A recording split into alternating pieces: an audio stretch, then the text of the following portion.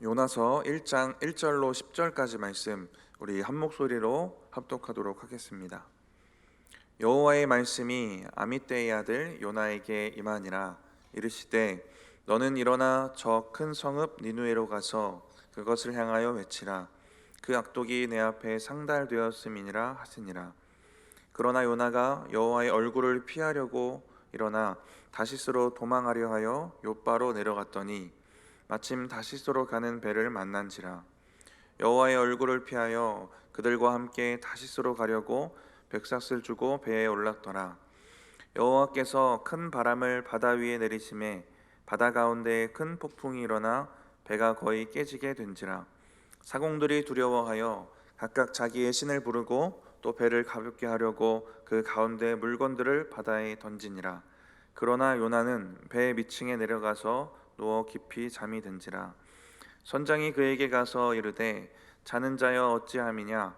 일어나서 내 하나님께 구하라. 혹시 하나님이 우리를 생각하사 망하지 아니하게 하시리라 하니라.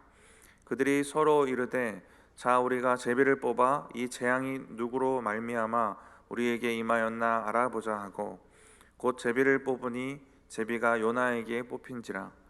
무리가 그에게 이르되 청하건대 이 재앙이 누구 때문에 우리에게 임하였는가 말하라. 내 생업이 무엇이며 내가 어디서 왔으며 내 나라가 어디며 어느 민족에 속하였느냐 하니 그가 대답하되 나는 히브리 사람이요 바다와 육지를 지으신 하늘의 하나님 여호와를 경외하는 자로라 하고 자기가 여호와의 얼굴을 피함인 줄을 그들에게 말하였으므로 무리가 알고 심히 두려워하여 이르되 내가 어찌하여 그렇게 행하였느냐 하니라. 아멘. 하나님의 말씀이 여러분에게 정말 확신 있게 들려지기를 원하십니까? 아니면 긴가민가하게 들려지기를 원하십니까? 당연히 하나님의 말씀은 우리가 정말 확신 있게 들어서 흔들림 없이 굳은 믿음으로 그 말씀을 듣기를 원합니다. 우리는 불투명한 미래를 삽니다. 예수를 믿지만 내일 일, 잠시 후의 일들도 잘 몰라요. 그래서 늘 미래가 궁금하고 또 두려운 마음들이 있습니다. 그리고 우리에게 허락하신 믿음이 있어서 하나님의 뜻대로 살고 싶은 마음도 한켠에 분명히 있습니다. 그렇기 때문에 하나님의 말씀이 정말 명확하게 들려진다는 것이 얼마나 큰 은혜인지 모릅니다. 오늘 본문 1절을 보시면 요나에게 하나님의 말씀이 확신 있게 들려지고 있습니다. 우리 1절 말씀 같이 다시 한번 읽어보겠습니다. 여호와의 말씀이 아미떼의 아들 요나에게 임하니라. 이르시되 1절에 보니까 말씀이 임했다고 표현이 되고 있습니다. 이 단어의 원어적 의미를 보니까 있다라는 의미가 있고요, 존재하다라는 의미가 있습니다. 확실하게 그 안에 존재하고 있는 거예요. 17절에 요나가 뱃속에 들어갔을 때 요나가 3일 밤낮을 물고기 뱃속에 있으니라 할 때 요 있으니라도 동일한 단어입니다. 요나가 거기에 존재하고 있는 거예요. 정말 있는 겁니다. 말씀이 임했다라는 것은 말씀이 내 안에 있나 없나 긴가민가한 상태가 아니라 분명히 존재를 느낄 만큼 확신이 드는 그런 상태인 것입니다. 저와 여러분에게도 이러한 은혜가 먼저는 있기를 원합니다. 스스로 확신 있게 고백이 될 만큼 명확한 하나님의 말씀이 들려지기를 축복합니다. 의심하지 않을 만큼 확신 있게 들려지는 말씀들이 있지 않습니까? 이렇게 말씀이 내 안에 임해서 의심의 문제가 해결된다는 게 얼마나 놀라운 은혜겠습니까? 우리가 수십 년 예수를 믿어도 이게 하나님의 뜻일까 아닐까 혼란스럽고 또 의심이 들기도 하는 상황들과 말씀들이 참 많지 않습니까? 그런데 오늘 요나는 확신 있게 들려지는 이 말씀의 은혜를 받고 있는데요, 이 은혜를 은혜로 여기지 못합니다.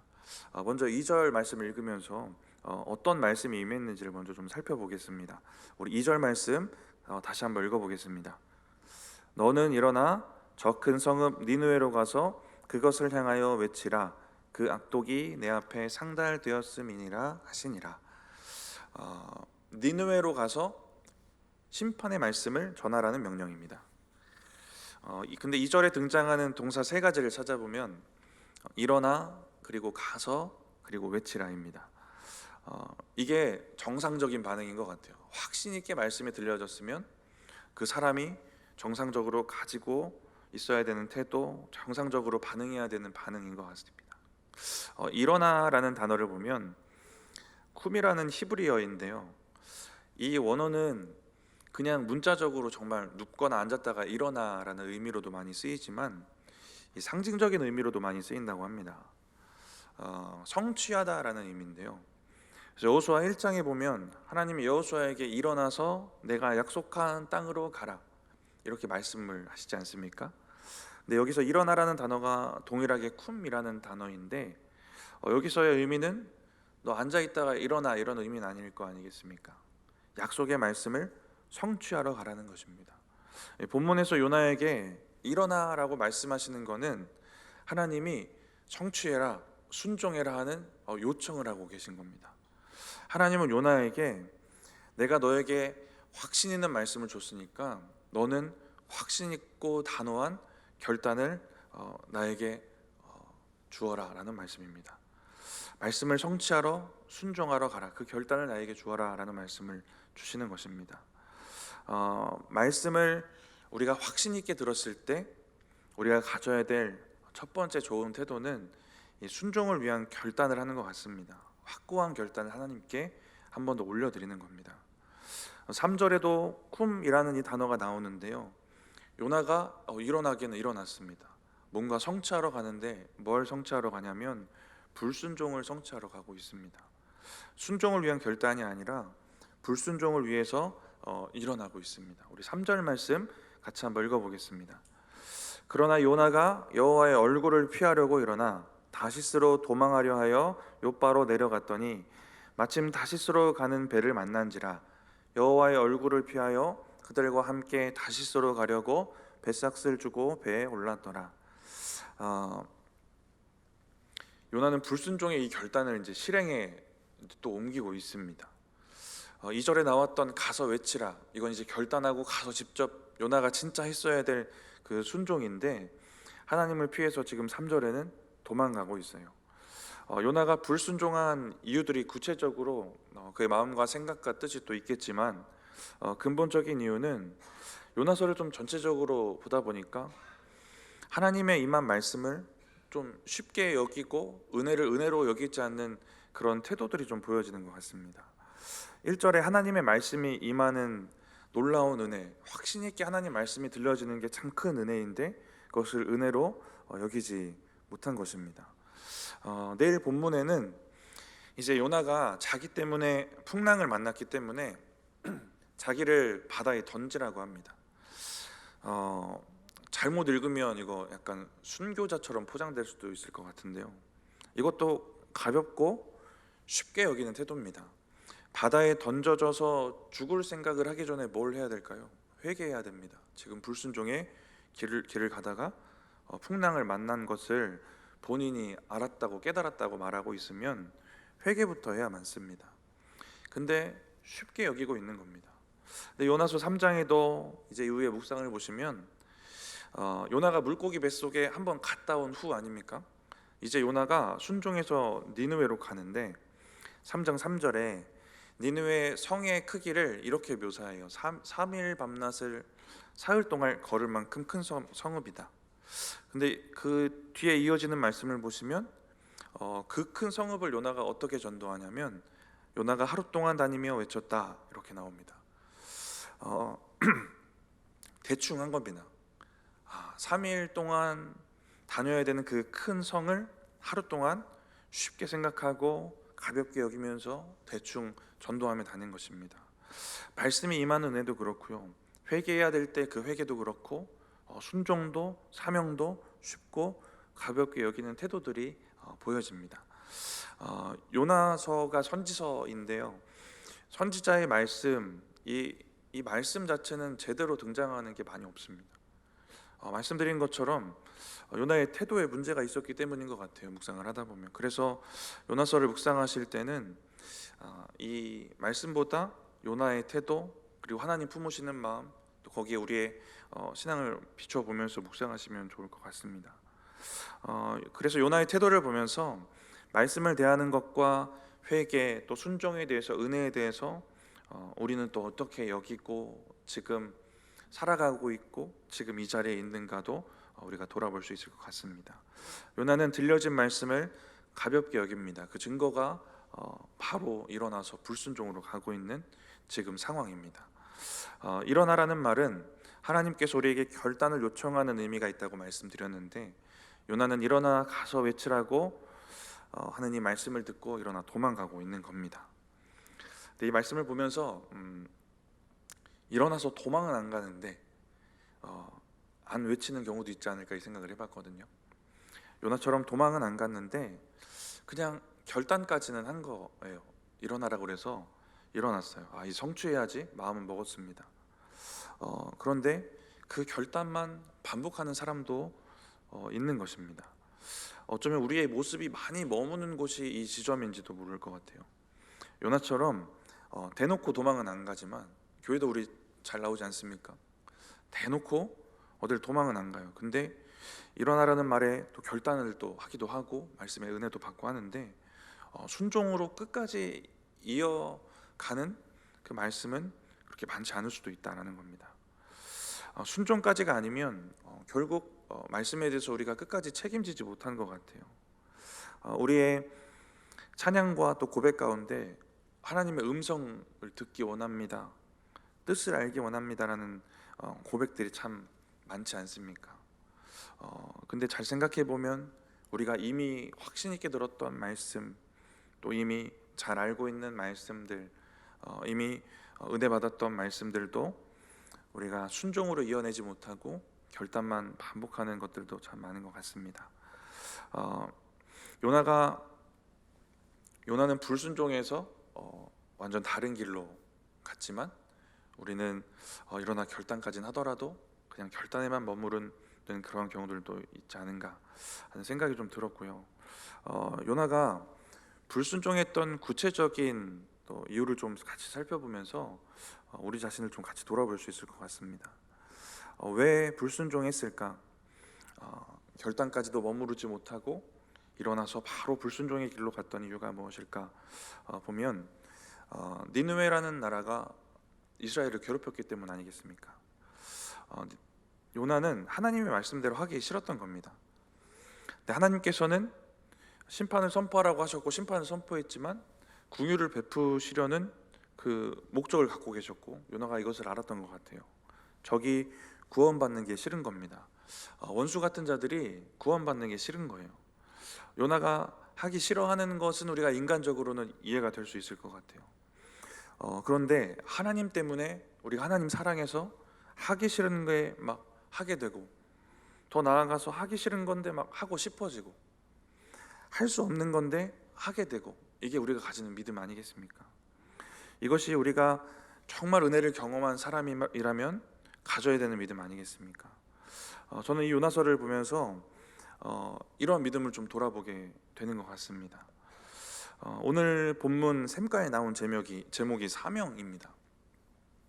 하나님의 뜻에 나를 맞춰가고 막 하기 싫은 것도 하고 싶어지고, 하나님 때문에 하나님 마음에 우리가 막 합쳐지고 하나님 뜻에 나를 맞춰가는 것이 신앙이고 믿음인데, 이 사명에 있어서는 더 그렇지 않겠습니까?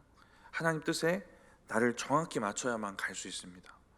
그리고 요나서를 보면 나를 정말 깎아내고 깎아서 하나님께 맞춰야 사명을 감당할 수 있게 됩니다.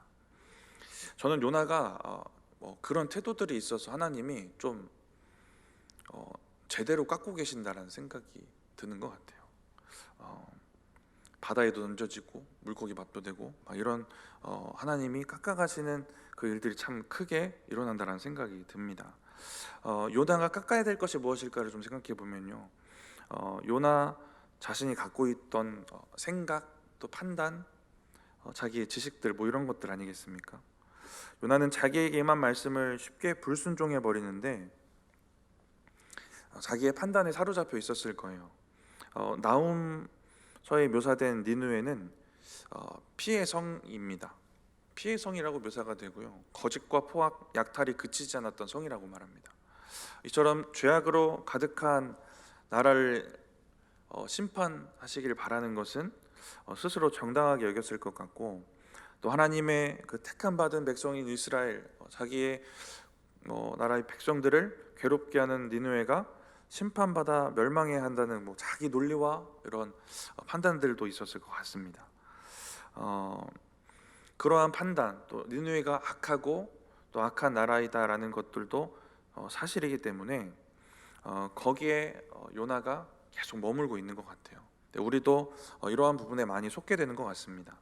저와 여러분이 불순종하게 만드는 원인도 비슷할 때가 많은 것 같아요. 이게 사실인지 아닌지보다는 이게 하나님 뜻인지 아닌지에 우리가 더 관심을 가져야 하는데, 사실인지 아닌지만 생각하고 거기에 나의 판단과 생각을 넣는 잘못을 저지르는 것 같습니다. 그런데 우리가 그렇게 살아갈 때 놓치는 것이, 오늘 말씀을 보면 사명의 자리입니다. 근데 누군가 살리는 자리 아니겠습니까? 누군가 우리가 내 판단을 내려놓지 못해서 살아날 수 있는 그 기회를 잃게 만드는 그러한 삶이 우리의 삶이 될 수도 있다라는 겁니다. 신약에 자기의 그 생각과 판단을 내려놨던 사람, 그리고 하나님의 그 사명을 잘 따라갔던 사람을 생각하면 저는 아나니아가 생각이 나는데요. 바울의 회심 사건 가운데에 눈을 뜨지 못하고 있는 바울에게 안수해서 눈을 뜨게 했던 사람입니다. 주님이 그 일을 위해서 아나니아를 부르실 때 아나니아가 주여 내가 여기 있나이다 이렇게 대답을 합니다. 근데 사도행전 9장 13, 14절에 보면 아나니아가 주님께 바울에 대해서 팩트를 전달하고 있어요. 사실을 이제 이야기를 합니다. 우리 같이 한번 읽어보겠습니다. 사도행전 9장 13, 14절입니다. 아나니아가 대답하되 주여 이 사람에 대하여 내가 여러 사람에게 들었사온즉 그가 예루살렘에서 주의 성도에게 적지 않은 해를 끼쳤다 하더니 여기서도 주의 이름을 부르는 모든 사람을 결박할 권한을 대제사장들에게서 받았나이다 하거늘. 바울이 얼마나 나쁜 사람인지 내가 사람들한테 들었는데 이렇게 나쁘다고 합니다. 예수 믿는 사람을 얼마나 괴롭히고 핍박했는지를 이야기하고 있습니다. 아나니아가 얘기하는 건 진짜고 사실이고요. 그래서 아나니아는 그 사실을 근거로 바울에 대한 자기 판단이 있습니다. 자기 판단에 대한 부분이 있어요. 그런데 15절에 주님이 이렇게 말씀하세요. 주께서 이르시되 가라, 이 사람은 내가 택한 나의 그릇이라, 이렇게 말씀을 해주십니다. 그랬더니 아나니아는 자기 판단과 생각들, 아까 13, 14절에 얘기했던 그 사실들을 내려놓고 순종하여 바울에게로 갑니다. 아나니아가 바울을 판단한 거는 너무 정확한 판단 아니겠습니까? 사실이에요. 그런데도 자기의 판단을 내려놓고 순종해서 바울에게 가고 있습니다. 자기의 판단을 내려놓고 순종했더니 바울은 회복될 기회를 얻었습니다. 우리가 사명의 자리에서 우리의 생각, 우리의 판단을 내려놓을 때에 누군가 살리고 또 회복시킬 그러할 사명의 도구가 되는 것입니다. 우리가 우리의 판단과 생각을 하나님 앞에서 어떻게 꺾어버리느냐, 꺾어지지 않느냐, 이것에 따라서 요나처럼 하나님의 뜻을 거스르면서 비난과 비판의 자리에 앉아있는 사람이 될 수도 있고, 아나니아처럼 내 뜻과 내 판단 내려놓고 순종하는 이 사명의 자리, 누군가 회복하고 살리는 자리에 있는 사람이 될 수도 있는 것입니다. 아나니아와 같은 사람 되시기를 축복합니다. 요나가 불순종해서 놓칠 뻔했던 것이 이러한 사명의 자리인데요. 저는 2절을 보면서 사명의 때도 놓치는구나 라는 생각들이 들었어요. 2절 보시면 하나님이 요나에게 명령을 주신 것은 하나님의 때가 되었기 때문입니다. 2절에 일어나 가서 외치라 라고 말씀하시고, 그 마지막 부분을 보시면 그 악독이 내 앞에 상달되었음이라 라고 말씀하십니다. 하나님 앞에까지 그 죄악이 상달되었다라는 것은 이제 하나님이 생각하신 때가 된 겁니다. 요나가 사명을 감당해야 되는 때가 된 거예요. 소돔과 고모라도 때가 다다랐을 때에 그 죄와 악이 하나님께 다다랐을 때 하나님께서 이렇게 말씀하십니다. 이제 내가 가서 소돔과 고모라의 악을 볼 것이다. 심판하시겠다는 겁니다. 그랬더니 아브라함이 자기의 때를 놓치지 않아요. 그리고 죄인 때문에 의인도 함께 죽이시면 안 됩니다 하고 우리가 잘 알고 있는 하나님과의 그 타협하는 장면들이 설득하는 장면들이 나옵니다. 사명의 때, 영혼을 살려야 할 때, 이 때를 놓치지 않고 있습니다. 근데 우리가 불순종해서 하나님의 때를 놓치고 영영 때를 놓치는 어떤 영혼이 있게 된다면 어떻겠습니까? 우리가 하나님께 온전한 순종으로, 우리를 잘 깎아내는 순종으로 나아가서 하나님 허락하신 이 사명의 때를 놓치지 않으시는 저와 여러분들 되시기 바랍니다. 요나는 이제 명령을 피해서 다시스로 가는 배를 타는데요, 그 가운데 폭풍을 만나게 됩니다. 우리 4절 말씀 같이 한번 읽어보겠습니다. 여호와께서 큰 바람을 바다 위에 내리심에 바다 가운데에 큰 폭풍이 일어나 배가 거의 깨지게 된지라. 요나가 탄 배가 이제 풍랑을 만나고 이 풍랑이 목숨을 잃을 수 있을 정도로 또 큰 풍랑이었고 긴박한 상황이었던 것 같습니다. 5절에 보시면 뱃일의 전문가였을 그 선원들도 폭풍이라는 것이 이제 감당이 안 됐던 것 같아요. 배를 가볍게 하려고 막 물건도 버리고 자신들의 노하우를 사용하지만 결국 떨면서 자기의 신들을 부르고 있습니다. 근데 하나님의 계획은 요나를 죽이시려는 계획이 아니라 살리시려는 계획이었습니다. 순종으로 인도에 가시려는 거예요. 근데 이거 참 놀라운 은혜 아니겠습니까? 불순종해서 가고 있는 사람을 이제 멱살 잡아서 끌고 오시는 거잖아요. 이 장면들이 계속 이어지는데 순종으로 한 번 더 기회 주시고 기회 주시는 것. 네, 그래서 저희들도 이 자리에 있는 것이고 요나에게도 동일한 은혜를 베풀고 계십니다. 요나의 그 생각과 판단을 꺾으시고 다시 사명의 자리에 앉혀 놓으시려고 끌어다 놓으시려고 하는 것입니다. 하나님이 이렇게라도 해주시는 게 얼마나 크고 감사한 것인지 모릅니다. 하나님 나를 꺾어 가시고 다듬어 가시는 것, 그래서 다시 사명의 자리로 돌아올 수 있다면 그 순간이 고통스럽고 아플지라도 이게 참 귀하고 놀라운 일이다라는 것입니다. 우리가 깎아내지 않고 그럼에도 사명의 자리에 있으면 누군가 상처내는 것 같아요. 일은 되어질지 몰라도 공동체에 상처가 되고 생채기가 나는 것 같습니다. 잘 깎아지시는 은혜를 잘 누리시기 바랍니다. 폭풍 같고 두렵고 떨리고 고통스러운 순간이어도 잘 깎아지시는 은혜가 저와 여러분에게 있기를 바랍니다. 요나는 가던 길이 막히고 이렇게 풍랑을 만났을 때에 자기의 불순종을 돌아봐야 했습니다. 저와 여러분도 길이 막히고 풍랑이 왔을 때 다른 원인도 있겠지만 자기의 불순종을 돌아볼 수 있는 이런 영적 성숙함도 있기를 바랍니다. 3절에 보시면 마침 다시스로 가는 배가 있었거든요. 지금처럼 수시로 배가 3시 10분배, 4시배, 5시 반배 이렇게 자주 있는 게 아니지 않겠습니까? 마침 배가 있었다는 것은 요나가 불순종해서 가는 길이 순탄했다라는 겁니다. 요나는 순탄하게 열려있는 길 앞에서 하나님의 뜻을 잘 깨닫지 못합니다. 근데 바울과 신라의 저는 이 장면을 되게 좋아하는데 열려진 길 앞에서 하나님의 뜻을 찾습니다. 옥에 갇혔을 때 막 찬양하고 기도하잖아요. 그리고 옥문이 열립니다. 이제 열려진 길이 있는데 탈옥하지 않고 그 자리에서 하나님의 뜻을 발견하고 간수를 구원하지 않습니까? 살리는 자리에 서 있어요.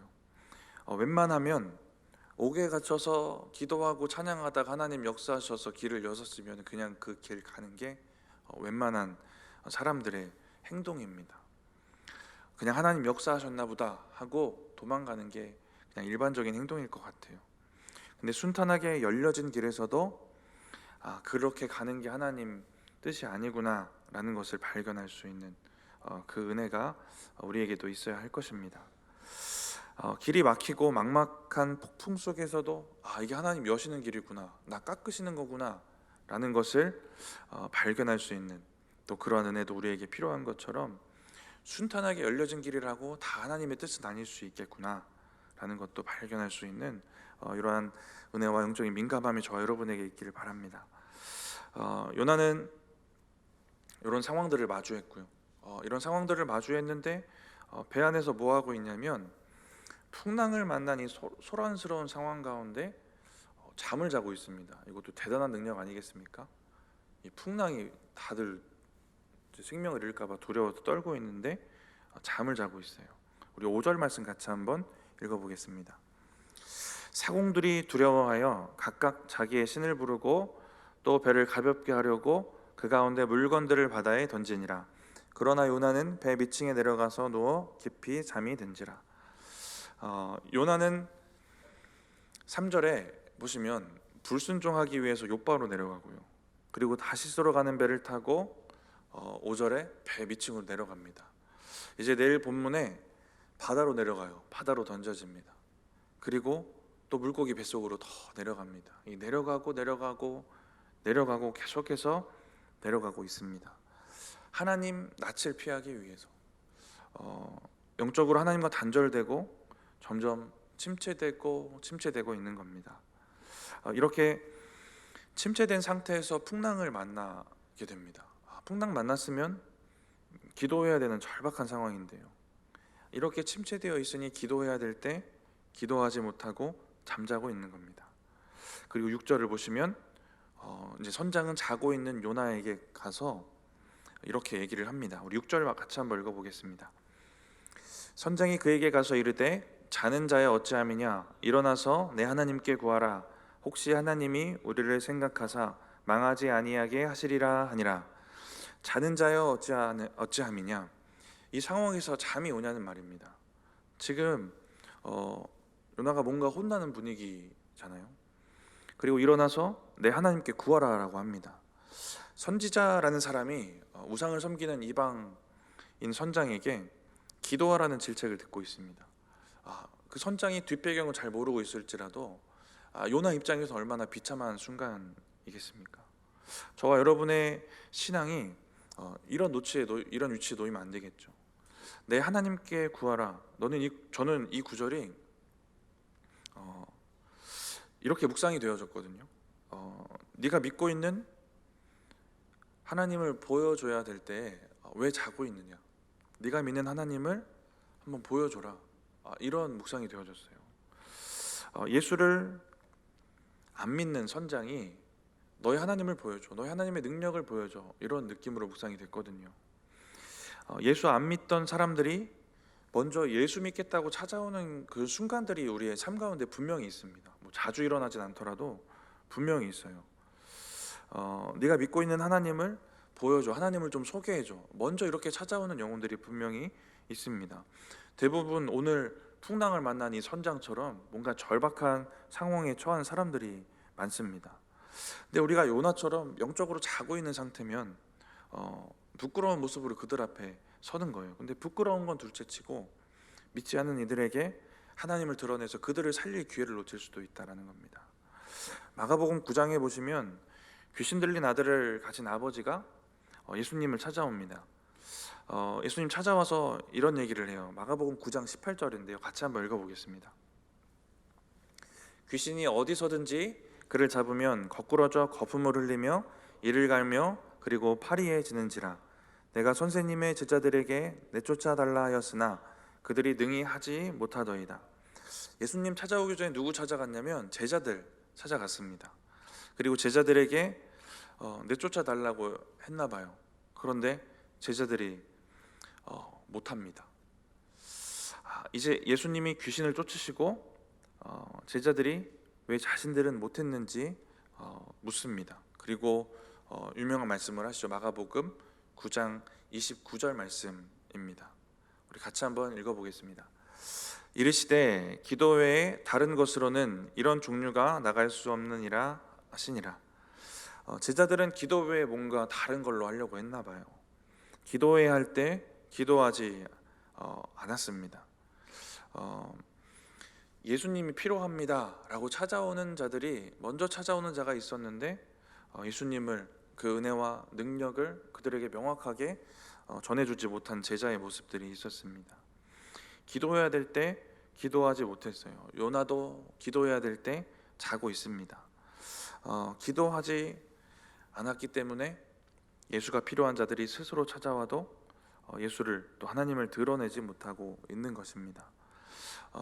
저와 여러분의 삶 가운데는 늘 기도와 은혜로 가득 채워져 있어서 누군가 예수를 소개해 달라고 우리를 툭 찌르기만 해도 예수님과 하나님에 대한 그 복음과 은혜가 충만하게 흘러 넘치는 저와 여러분들의 삶이 되어지기를 바랍니다. 이렇게 요나가 기도도 못하고 정신도 못 차리고 있을 때 이제 제비 뽑기를 해서 이 재앙을 잠재우려고 합니다. 그리고 요나가 뽑히고요. 그리고 8절을 보시면 이제 요나에게 여러 질문을 합니다. 취조를 시작을 하고 있는데 우리 8절 말씀 같이 한번 읽어보겠습니다. 우리가 그에게 이르되 청하건대 이 재앙이 누구 때문에 우리에게 임하였는가 말하라. 내 생업이 무엇이며 내가 어디서 왔으며 내 나라가 어디며 어느 민족에 속하였느냐 하니, 이렇게 상세하게 취조하고 있는 것은 재앙의 원인을 찾기 위해서입니다. 근데 이 질문들을 한번 쭉 보면 요나가 원래 어떤 정체성을 가진 사람인지에 대해서 묻고 있습니다. 어디서 온 사람, 어떤 나라 사람, 무엇을 하는 사람인지 묻고 있습니다. 요나는 이 질문들을 들으면서 잊고 있던 선지자였던 자기의 정체성을, 그 사명을 떠올렸어야 할 것입니다. 비참한 상황인 것 같아요. 아까 기도하지 않고 왜 자고 있느냐라는 선장의 말을 들었을 때처럼 비참한 상황입니다. 불순종해서 도망가고 있을 때 내가 선지자구나, 이런 것들을 떠올리게 되는 상황을 마주하고 있는 겁니다. 그리고 9절에 자기의 신앙의 정체성도 분명히 얘기합니다. 그가 대답하되 나는 히브리 사람이요 바다와 육지를 지으신 하늘의 하나님 여호와를 경외하는 자로라 하고 이렇게 고백을 합니다.